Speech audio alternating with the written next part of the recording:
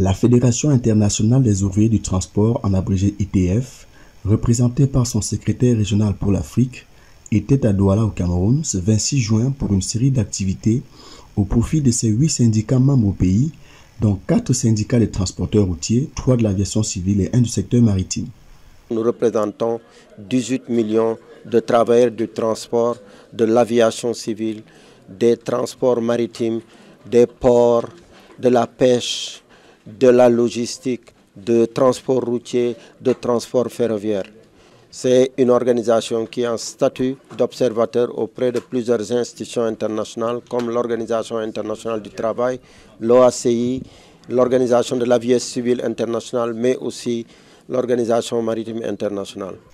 L'ITF, présent au Cameroun, a tenu un séminaire de renforcement des capacités de ses membres afin qu'ils connaissent mieux la famille. Moi, c'est une très grande satisfaction parce que déjà, je suis satisfait pour ce séminaire de conférence, de renforcement des capacités, qui a bien voulu que nous soyons à niveau parce qu'il y a un certain nombre de choses qu'on ne connaissait pas, mais ça nous a permis d'avoir un niveau plus élevé. Le secrétaire régional de l'organisation, accompagné de plusieurs autres cadres ITF Afrique, en a profité pour passer un message fort de la fédération au gouvernement camerounais et au conseil d'administration des aéroports du Cameroun. Ceci exige la relance de la compagnie aérienne camerounaise qui, selon eux, est placée à un point stratégique en Afrique qui déteint sur les activités économiques de la région. Ils ont également exhorté le gouvernement camerounais à être le premier à signer des conventions internationales qui seraient au profit des travailleurs du secteur des transports. Nous sommes venus au Cameroun où nous comptons 8 affiliés, 4 affiliés du secteur routier, 3 affiliés du secteur de l'aviation civile et 1 affilié du secteur maritime. Donc nous sommes venus d'abord pour mettre en place, pour la première fois de son histoire, le comité des jeunes ITF du Cameroun. Nous l'avons fait dans beaucoup de pays et malheureusement nous n'avions pas eu la chance de le faire au Cameroun. Nous avons renouvelé aussi le comité des femmes.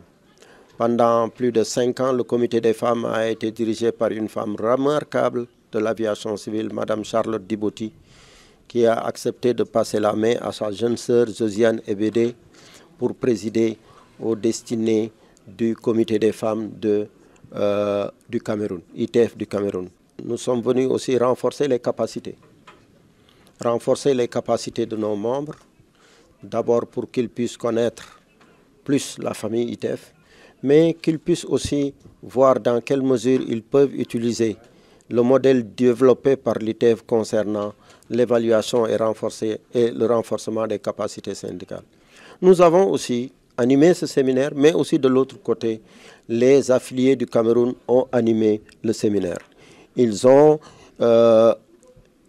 énumérer les forces et les faiblesses des organisations syndicales dans le secteur du transport, mais aussi ils ont parlé des opportunités et des menaces qu'il y a dans le secteur du transport au Cameroun. Il y a beaucoup de problèmes. Les problèmes dans le secteur routier avec les harcèlements, les tracasseries et la corruption sur nos routes qui pénalisent le déplacement des personnes, mais qui pénalisent aussi l'économie du Cameroun, mais aussi l'économie de la sous-région de l'Afrique centrale. Oui, le transport urbain par taxi, le transport interurbain par car-bus, le transport routier par camion.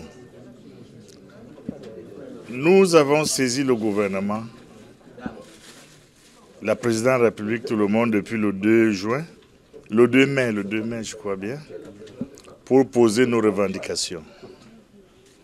Parce que le secteur va mal, notre métier est en train de mourir. Et la misère a embrasé tout le métier des chauffeurs. Nous sommes le syndicat national des inscrits maritimes et assimilés dont nous défendons les intérêts des gens de mer. Et vous pouvez imaginer ce que les gens de mer ainsi que les assimilés connaissent généralement sur le terrain. Vous avez vu avec les dockers.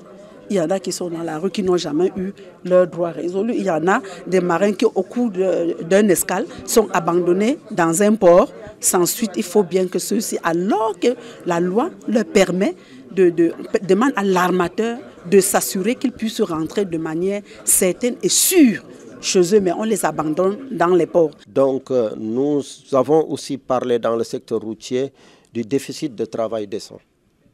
C'est des gens qui exercent un boulot extrêmement important. Mais on ne parle d'eux que quand il y a des accidents. On ne parle que de leur indiscipline. Mais on ne parle jamais des conditions, des mauvaises conditions de vie et de travail. Ils n'ont pas de contrat de travail. Ils n'ont pas d'aménagement de la durée du travail. Ils n'ont pas d'aire de repos.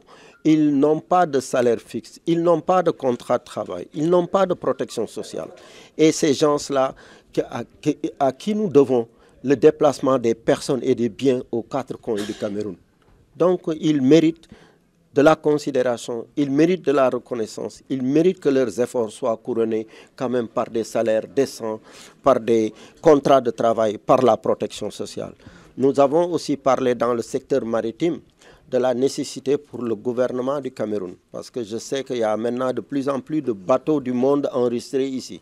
Nous voulons que le Cameroun ratifie la convention MLC 2006. C'est en cours, mais nous voulons qu'on n'accélère pas les pas. La convention de l'OIT sur convention 185 sur les documents administratifs, mais aussi la convention 188 sur le travail dans le secteur de la pêche.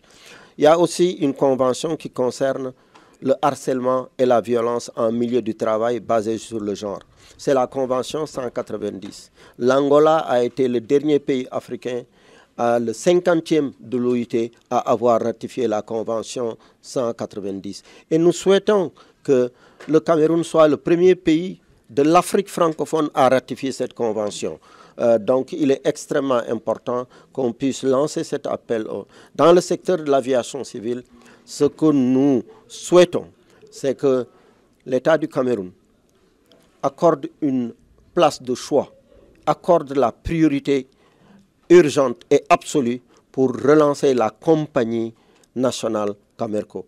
Parce que sans la compagnie nationale, toutes les activités périphériques vont ressentir. S'il y a une bonne compagnie, le trafic aérien va augmenter, l'ASECNA, les ADC, le doualaire, les compagnies de sécurité, de sûreté, toutes ces compagnies-là, ces sociétés-là, qui vont dépendre du volume de trafic de la compagnie nationale, vont augmenter. On ne peut pas parler de transport aérien solide et durable dans un pays sans une compagnie nationale. Il serait important de développer une compagnie sous-régionale, mais on commence déjà par développer là. Mais aussi, ce que nous lançons, c'est un appel aux dirigeants des ADC, des aéroports du Cameroun. Ces dirigeants doivent accorder une priorité de choix au dialogue social. Ce qui se passe là-bas sur la question de la signature de l'accord d'établissement n'est pas apprécié. Et au niveau international, très bientôt, nous allons prendre une position en lançant un appel au ministre des Transports pour que le dialogue reprenne sur la négociation qui n'était pas terminée, la négociation de l'accord d'établissement des aéroports du Cameroun. Voilà ce que nous avons fait ensemble. Nous remercions les autorités camerounaises, nous remercions nos syndicats camerounais pour l'hospitalité, l'accueil qui nous ont été réservés depuis notre arrivée ici. Elle est du Burkina Faso, moi je suis du Sénégal. Nous nous sommes sentis bien en terre africaine du Cameroun et ce que nous souhaitons à tous les Africains qui vont voyager dans d'autres pays africains parce que nous devons être libres, épanouis dans n'importe quel coin de l'Afrique. Nous souhaitons aussi la paix pour ce pays qui va vers des échéances extrêmement importantes parce que sans la paix, il n'y a pas de développement. Je vous remercie de votre aimable attention.